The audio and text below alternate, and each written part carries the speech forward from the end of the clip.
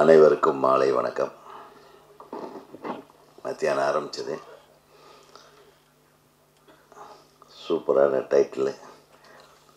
வந்த உடனே ஒரு பேக்கெட் சிக்லெட் கொடுத்துருந்தா இவ்வளோ பேர் பேசும்போது நானும் ரொம்ப நேரம் மென்னுட்டு இருந்திருப்பேன் இல்லையா? எல்லாத்துக்கும் ஒரு பேக்கெட் சிக்லெட் கொடுத்துருந்துருக்கலாம். நிறைய பத்திரிகை நண்பர்கள் கிளம்பிட்டாங்க.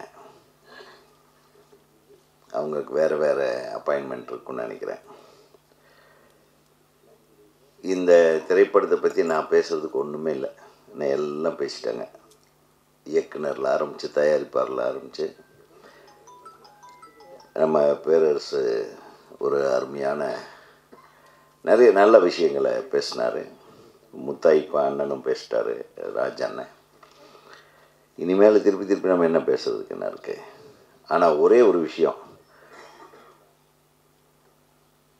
வர்றவங்கெல்லாம் ரொம்ப நேரம் பேசக்கூடாதுன்ட்டு கொஞ்ச நேரத்தில் பேசிக்க போகிறேன்னு சொல்கிறதுக்கே ரொம்ப நேரம் எடுத்துக்கிட்டார் அவர். ரொம்ப நேரம் பேசிட்டு நான் இப்போ தொடங்குறேன் அப்படின்றார். அதுக்கப்புறம் யாரும் கைத்தட்டலையா? கைத்தட்டுறது ரொம்ப நல்லதுன்னு சொல்லி கைத்தட்டு வாங்கிறதுக்காக ட்ரை பண்ணுறாரு. இந்த மாதிரி அதை சொல்லிட்டு அவர் ஒரு 3/4 மணி நேரம் பேசுகிறாரு. நல்ல வேலை நான் சாப்பிடாமல் வந்தேன். கடைசி நேரத்தில் நம்ம நம்பி அவர்கள் ஒரு டப்பாவில் வெஜிடேரியன் கொண்டு வந்து என்கிட்ட கையில் கொடுத்தாரு. அதை சாப்பிட்டுக்கிட்டு இருந்தேன். இல்லைன்னா நம்மளுக்கு மயக்கம் வந்துடும். படத்தை பார்த்து மயங்க வேண்டிய விழிகள். ராஜண்ணன் சொன்ன மாதிரி செவிக்கு உணவில்லாத போது சிறிது வயிற்றுக்கு மியப்படும்ன்றதை மாற்றி வயிற்றுக்கு சாப்பாட்டு கொடுத்தாங்க. அதுக்கப்புறம் செவிக்கில் கண்ணுக்கு விருந்து அளித்திருக்கிறார்கள். கண்ணுக்கு எப்படிப்பட்ட விருந்து எல்லாம். யார் இளைஞர்கள் இல்லை, நம்ம எல்லாருமே இளைஞர்கள் தான். ஆசை இல்லாத மனுஷனே கிடையாது. அதனால் இந்த ட்ரெய்லருக்கு ஒரு ஹேட்ஸ் ஆஃப், ஒரு கைத்தட்டிடுவோம், உண்மையான கைத்தட்டு.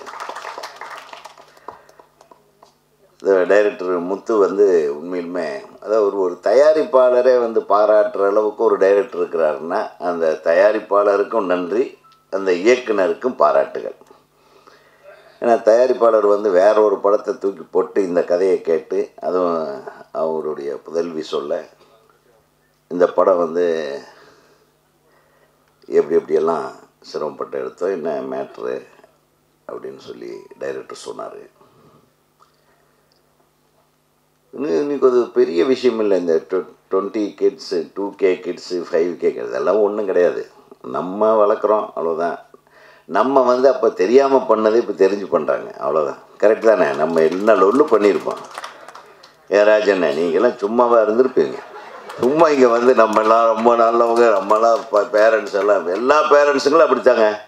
வாய்ப்பு கிடைக்காதனால மட்டும்தான் ஒருத்தன் யோகியமானவனாக இருந்திருப்பானே தவிர, வாய்ப்பு கிடைச்சா எல்லாரும் விளையாடுவாங்க. இதுதான் உண்மை. எனக்கு தெரிய எனக்கெல்லாம் வாய்ப்பு கிடைக்கல ஜாஸ்தி.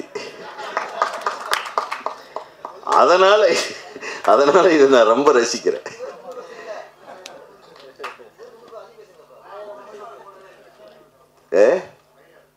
இன்னொரு தடவை வேணுமா? போட்டுருவோம். பத்திரிகை நண்பர்கள் வேண்டுகோளுக்கு நான் தயாரிப்பாளரையும் இயக்குனரையும் வேண்டி விரும்பி கேட்டுக்கொள்வது, நானும் இன்னும் ஒரு தடவை பார்த்துட்றேன். என்ன டைரக்டர், அடுத்தது இந்த கிட்ஸுகளுக்கும் ஒரு படம் இந்த மாதிரி எடுங்கன்னு. என்ன அவங்க போய் பப்பில் டான்ஸ் ஆடுறாங்க, சியர்ஸ் சொல்கிறாங்க, அரைகுறை ட்ரெஸ் போடுறாங்க. அவன் ரூம் போட்டு அரைகுறை ட்ரெஸ்ஸில் தான் ஆடிட்டுருக்குறாங்க பெரிய ஆளுகளில். நீங்கள் வேறு இது எத்தனை வீடியோ போடுறது இல்லையா? பார்க்குறோம்ல. நீங்கள் என்ன ஒன்றும் தப்பாக இல்லை, எடுத்துடல. அதே மாதிரி இது பெரிய இப்போ நம்ம எடுக்கிற படங்களுக்கெல்லாம் இப்போ சென்சார் தேவையா? நீங்கள் சென்சார் போர்டில் இருந்தீங்க முதல்ல, நீங்களே உட்காந்துட்டீங்க பேசிகிட்டு இருக்கீங்க சென்சாரை பற்றி. அவரை சொல்கிறேன். சென்சார் போர்டில் கடந்த 3 ஆண்டுகளாக இருந்துட்டு சென்சார் போர்டு நீங்கள் தாங்க பண்ணணும். விட்டு போயிடுங்க பாவம். இதெல்லாம் பார்த்தேன், எங்களுக்கே ஒரு சின்ன இன்னும் வாழ வேண்டும் போல் ஒரு ஆசையை தூண்டுகிற விதத்தில் சில விஷுவல்ஸ் இருக்குன்னா அதை ஜாலியாக இருக்க வேண்டியது தானே ஏங்க. உடனே சென்சார் போர்டுக்கு வேறு சொல்லி இதையும் வெட்ட சொல்லி பிரச்சனையை உண்டு பண்ணிடுவார் போர்டு. அப்படி இல்லை, கண்டென்ட் என்ன அவர் சொல்ல வந்தது. நீங்கள் ஒரு மேட்டர் சொன்னார் பேரரசு, ரொம்ப சரியான மேட்டர். அதாவது இப்படி இருந்தால் தான் அந்த இளம் வயது பசங்க பொண்ணுங்கெல்லாம் தேட்டருக்கு வருவாங்க. இப்போ ஆன்லைன் புக்கிங் பண்ணிட்டு வர்ற பொண்ணுங்க பசங்க தான் இன்றைக்கி தேட்டருக்கு வர்றாங்க. உண்மையாகவே யார் ஐடியில் வேலை செய்கிறவங்க, காலேஜில் படிக்கிறவங்க, இவங்களாம் படம் படம் பார்க்க வைக்க வேண்டும் என்றால் அவங்களுக்கு ஒரு இந்த ட்ரெய்லர் கண்டென்ட் இம்பார்ட்டண்ட். படத்தில் கண்டென்ட் இருக்கான்றது கூட விட்டுருங்க, அவங்கள தேட்டருக்கு கூப்பிடுக்கணும்னா ட்ரெய்லருக்குன்னு ஒரு கண்டென்ட் இருக்குது. இப்போ இதை பெரிய நடிகர்களில் தம்பி சொன்ன மாதிரி அவங்க அவங்களே பெரிய கூட்டத்தை வர வச்சு அவங்களே கண்டென்ட்டை கொடுத்துட்றாங்க. ஏதோ ஒருத்தர் திட்ட வேண்டியது, ஏதோ ஒன்று பண்ண வேண்டியது, ஏதோ ஒரு கமெண்ட் அடிக்க வேண்டியது, அது புயல் மாதிரி கிளம்பி. இந்த படத்தில் என்ன தான் சொல்லியிருக்காங்கன்னா படத்துக்கு அவங்க பேசுனதுக்கு சம்மந்தமே இருக்காது. எப்படியெல்லாம் ஏமாத்துறாங்க. இவர் என்ன பண்ணிட்டார் பாவம், நேர்மையாக காட்டியிருக்காரு. ஆக இந்த நேர்மை வெற்றி பெறணும்.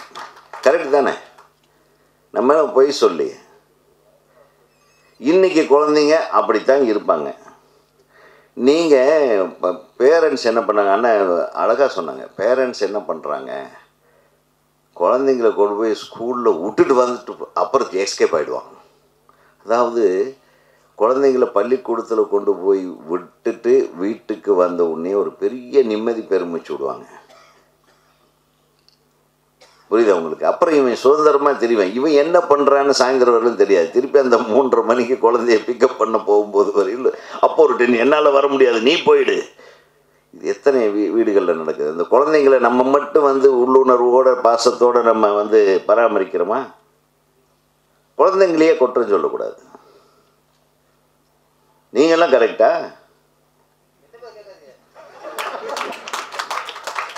குற்றமுள்ள நெஞ்சு குறுக்கு இருக்குது. இல்லை, பொதுவாக சொல்கிறேன். அவருக்கு பார்த்தீங்களா டக்குன்னு டென்ஷன் ஆகிட்டாரு. நீங்கள் தானே மேட்ரு இழுத்தீங்க வம்புக்கு. ஸோ பெற்றவங்களுக்குன்னு 1008 பிரச்சனை இருக்கும். அண்ணன் சொன்னார், பல விஷயங்கள் எடுத்து வச்சார். ஒரு ஆம்பளை பல தொடர்புகளில் இருக்காருன்னு. அந்த ஒவ்வொரு தொடர்புக்கும் அவன் பதில் சொல்ல வேண்டிய கட்டாயத்தில் இருப்பான். ஒரு தொடர்புட உருவான குழந்தையே அட்மிட் பண்ணிவிட்டு இன்னும் ஸ்கூலில் விட்டுட்டு இன்னொரு தொடர்பில் உண்டான குழந்தைக்கு ஃபீஸ் கட்டுறதுக்கு போவான். அவனுடைய உண்மையான டென்ஷன் உங்களுக்கு தெரியுமா? என்னங்கப்பா, எல்லாம் ஒரு சைடாகவே பேசக்கூடாது. குழந்தைங்க கெட்டு போயிடறாங்க. குழந்தைங்க எந்த குழந்தையும் கிடையாது. இப்போல்லாம் குழந்தைங்க ரொம்ப விவரமாக இருக்காங்க. போவாங்க, பாக்கெட்டில் காசு செலவு பண்ணாமல் அடுத்தவங்க காசுலேயே ஆட்டையை போட்டு ஜாலியாக இருந்துட்டு வந்துடுறாங்க. பெரும்பாலும் கிட்ஸ் அப்படி தான் இருக்காங்க. Correct? Nobody spends, they know how to make others spend. அடுத்தவன் பாக்கெட்டை எப்படி கை வைக்கிறது, விரல் விடாமையே, கையை விடாமையே அவனை எப்படி ஸ்பெண்ட் பண்ண வைக்கிறது, இந்த மாதிரி வித்தைகளெல்லாம் தெரிஞ்சவங்க தான் 2K கிட்ஸ். ஸோ வாழ்க அவர்கள். அந்த மாதிரி பிள்ளைகளை பெக்கிறதுக்கு எவ்வளவு நம்ம கொடுத்து வச்சுருக்கணும். பெரும்பாலும் சொல்கிறேன். ஸோ இப்படியெல்லாம் இருந்தால் என்ன ஆகும் அப்படிங்கிறத இவர் படத்தில் கிளைமேக்ஸில் காட்டியிருக்காருன்னு நினைக்கிறேன். If I am right. இந்த சமுதாயம், அதாவது பேரண்ட்ஸ் மட்டும் இல்லைங்க, இந்த சமுதாயம் அங்கங்கே ஏங்க பப் ஓப்பன் பண்ணுறீங்க? 24 hours பப்பு. அப்புறம் இந்த பப்புக்கு இப்போ வேறு பேர் வச்சுருக்காங்க, ரெஸ்டோ பார். அது சிலருக்கு ஃபிக்ஸே பண்ணி வச்சுருப்பாங்க. அந்த காலேஜ் பொண்ணு அந்த பையனும் அந்த இடத்துல தான் சார் உட்காருவாங்க. நீங்கள் உட்காராதீங்க இந்த சீட்டுன்றான். நான் ஒரு ரெஸ்டோ பாருக்கு போனேன், தனியாக போயிட்டேன், யாரையும் கூப்பிடல, யாரும் வரல. உடனே ஏதும் இல்லை சார், அங்கே ஆல்ரெடி புக்டுங்க. நான் 1 மணி நேரமாக என் ஃப்ரெண்ட் ஒருத்தர் வர சொல்லிவிட்டு அந்த இடத்துல எதுக்கு, ஏன் நம்ம போகிற இடமானார். சரிப்பா ஐயா அப்படின்னு கொஞ்ச நேரம் அவர் வந்தார். ஒரு 2 மணி நேரம் நாங்களும் பேசுகிறோம், அதையும் இதையும் வாங்கி சாப்பிட்டு. 2 மணி நேரமாக காலியாக தான் இருக்குது, யாரையும் உட்கார விட மாட்டேன்றோம். நம்ம எந்திரிக்கிற டைமில் அந்த கிட்ஸ் வந்தாங்க. சூப்பர். எப்படி ஒரு ஆளுமை தன்மை வச்சுருக்காங்க அந்த கிட்ஸு. அந்த கடைக்காரனையே வேலைக்கு வாங்கி வச்சுருக்காங்க. ஸோ இந்த மாதிரி பார், ரெஸ்ட் ஆஃப் பார்ஸ், அந்த வயசில் அந்த பப்புக்கு போகிற கல்ச்சருக்குண்டான அடிமைகளாக்கி அந்த குழந்தைங்களை சீரழிக்கிறதுக்குண்டான பல விஷயங்கள் இந்த நாட்டில் தோற்றுவித்தது யார்? வியாபாரம் என்கிற பெயரால் காசு சம்பாதிக்கிறதுக்காக நம்ம தாங்க கடையை போடுறோம். அவனும் ஒரு அப்பன் தானே. அந்த அப்பன் குற்றவாளி இல்லைன்னா நம்ம அப்பாவும் குற்றவாளி இல்லை. கரெக்டாக நான் சொல்கிறது? குற்றம் பண்ணால் எல்லோரும் குற்றவாளி தான். ஸோ இதில் ஏமாந்து போகிற குழந்தைங்க மட்டும்தான் வாழ்க்கை போகுது. ஏமாற்றிட்டு வர்ற குழந்தைங்கள்லாம் விவரமான குழந்தைங்களா இருக்குது. இன்றைக்கி அரசியல் மாதிரியே தாங்க எல்லாமே. சிக்குனா மட்டும்தான் திருடன், சிக்கலைன்னா பெருந்தலைவன். என்னங்க ஐயா அது? அண்ணன் சொன்னார் நீதிமன்றங்கள் என்ன சொல்கிறது. நீதிமன்றங்களை பற்றி நம்ம குறை சொல்ல முடியாது. நீதிமன்றங்கள் உயர்ந்த இடங்கள். அந்த நீதியை சொல்பவர்கள் தான். அவரும் மனுஷன் தான். என்ன அது என்ன பண்ணுறது? ஆமாம், தேவையில்லை. பாரு, அவர் பேசிட்டு அவர் பேசுது ஏதோ நான் பேச வர்றது மாதிரி. நீங்கள் தான் பேசுனீங்க, பேசிட்டு ஏன்டா பேசுனேன்ட்டு டென்ஷனில். ஆமாம், அதுதான். ஆமாம், அதான் இந்த மீட்டூ மாதிரி ஆயிடுச்சு. நீங்கள் பேச மீட்டூன்னு எல்லாம் சொல்லிட்டு கடைசியில் யார் அந்த மீட்டூன்னே தெரியாமல் போச்சு இல்லையா? மீட்டூ என்னாச்சு? பத்திரிகை நண்பர்களை தான் கேட்குறேன். மீட்டை மீட்டெடுக்க முடியாமல், மீட்டூவையும் மீட்டெடுக்க முடியாமல் எல்லாம் அவங்கவுங்க சொந்த சௌகரியங்களுக்காக எல்லா விஷயத்தையும் ஆப்ரேட் பண்ணிக்கிறாங்க. ஆனால் ஏதோ இந்த சமுதாயத்துக்கு நல்லது சொல்லணும் அப்படிங்கிற ஒரு எண்ணத்தோட ஒரு கமர்ஷியலாக நம்ம போட்ட காசும் வரணுன்றதுக்காக முழு ஈடுபாடோடு எடுக்கப்பட்ட இந்த திரைப்படம் நிச்சயமாக ஒரு வெற்றி படமாக அமைய வேண்டும் என்று நான் ஆசைப்பட்றேன். ஏன்னா ஒரு படம் எடுக்கிறது எவ்வளோ கஷ்டம்னு எல்லாத்துக்கும் தெரியும். அது ஒரு புது இயக்குனர், கிட்டத்தட்ட புது இயக்குனர். 2வது படமா முத்து? அந்த இயக்குனர் இவர் சார் என்ன தொழில் பண்ணுறாருன்னு தெரியல. சரி, சார் ஒரு தைரியமான திரையுலக ஜாம்பவானா நிச்சயமாக இந்த படத்தின் மூலமாக மிகப்பெரிய வெற்றிகரமான ஒரு தயாரிப்பாளராக தொடர்ந்து நீங்கள் படம் எடுக்கணும். முத்து மட்டும் இல்லை, நிறைய பேர் இருக்காங்க. ஒரு 3000 மெம்பர்ஸ் இருக்கோம் நாங்கள் தமிழ்நாடு ஃபிலிம் டைரக்டர்ஸ் அசோசியேஷனில். வாங்க, எங்களை வச்சு செய்யுங்க, நாங்கள் உங்களை வச்சு செய்கிறோம். புகழ்பெற்ற திரைப்படங்களை இந்த மண்ணுக்கும் மக்களுக்கும் நாம் கண்டிப்பாக கொடுக்க முடியும். எங்களை மாதிரி இளைஞர்கள் இருக்கிற வரையிலும், எங்களை மாதிரி 2K கிட்ஸ் இருக்கிற வரையிலும் உங்களுக்கு வெற்றி வரும்போது கண்டிப்பாக வரும். சார் நான் சொல்கிறேன், நீங்கள் காமெடியாகவே நினைக்காதீங்க. எவ்வளவு தைரியம் இருந்தால் இந்த படத்தை நீங்கள் எடுத்துருப்பீங்க. எவ்வளவு தைரியம் வேணும் இவருக்கு. அது தம்பி Satvik, I wish you all the best. మన తెలుగు నుంచి వచ్చేసారు ఇక్కడ. మీకు తెలుగు సినిమాలాగా మీకు తమిళ్లో కూడా ఒక చాలా పెద్ద ఒక ప్లాట్ఫామ్ ఇక్కడ దొరకాలని నేను I wish you all the best.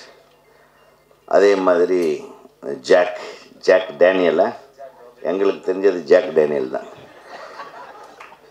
Jack ராபின்சனுக்கு கூட வாழ்த்துக்கள். அப்புறம் அமிர்தம், நான் உட்கார்ந்ததே அமிர்தத்துக்கு பக்கத்தில் தானே. Amritha, wish you all the best. அப்போ அமிர்தம் இல்லாத இன்னும் 2 தேனும் சொக்கத்தங்கமும் வராமல் போன ஹீரோயின்களையும் நம்ம மனமாற வாழ்த்துவோம். ரொம்ப எல்லாம் திட்ட வேண்டாம். சின்ன பிள்ளைகளுக்கு திட்டினா தெரியாது, அவங்களுக்கு லாங்குவேஜ் தெரியாது. கூப்பிட்டதே அவங்க புரிஞ்சதான்னு தெரியல எனக்கு. ஏன்னா இப்போது இங்கே வந்து இப்போ எப்படி நிறைய நார்த் இந்தியன்ஸ் வந்து தமிழில் பேசிகிட்டு இருக்காங்க. நம்ம தமிழ்காரங்க நம்ம கேட்டால் இங்கிலீஷில் பதில் சொல்லுவாங்க.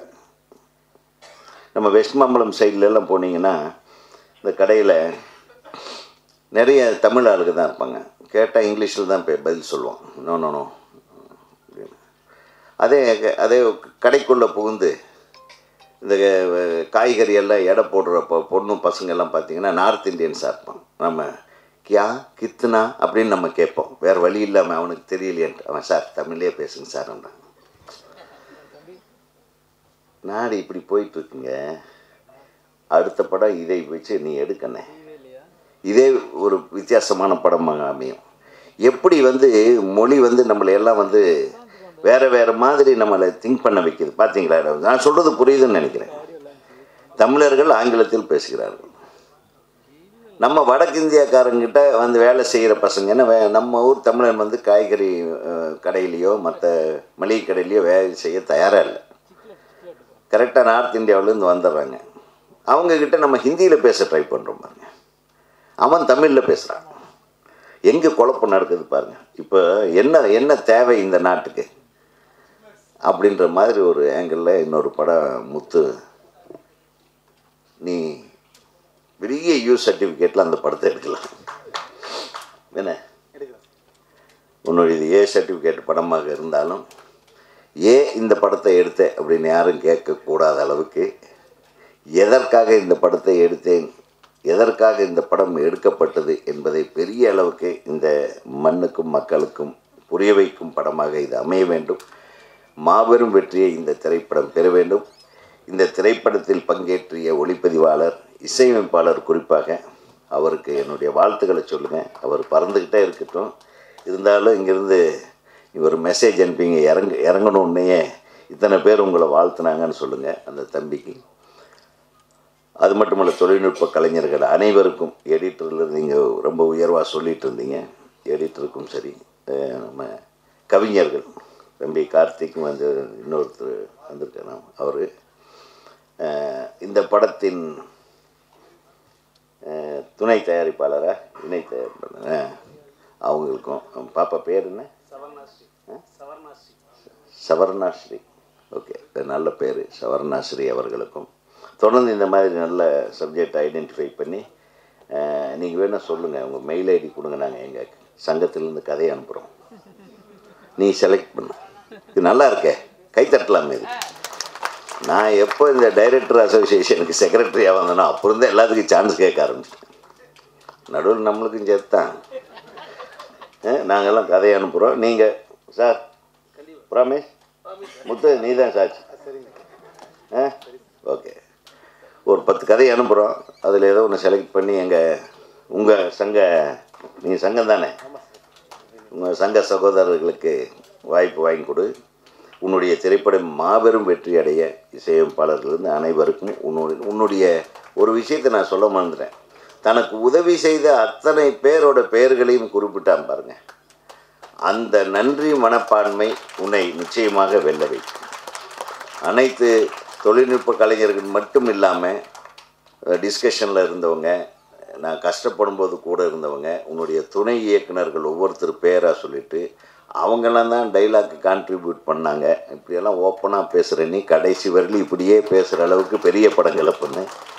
அனைவருக்கும் ஒவ்வொருவனுடைய நண்பர்களும் கூடிய விரைவில் இயக்குநர்களாக வர வேண்டும் என்று நான் வாழ்த்தி, இந்த படம் மிகப்பெரிய வெற்றி படமாக அமைய எல்லாம் வல்ல இறைவனை வேண்டி அனைத்து பத்திரிகை ஊடக நண்பர்களும் இவர்களை வெற்றியாளர்களாக மாற்ற உங்கள் உதவியை நான் நாடி விடைபெறுகிறேன். நன்றி, வணக்கம். Thank you so much, sir.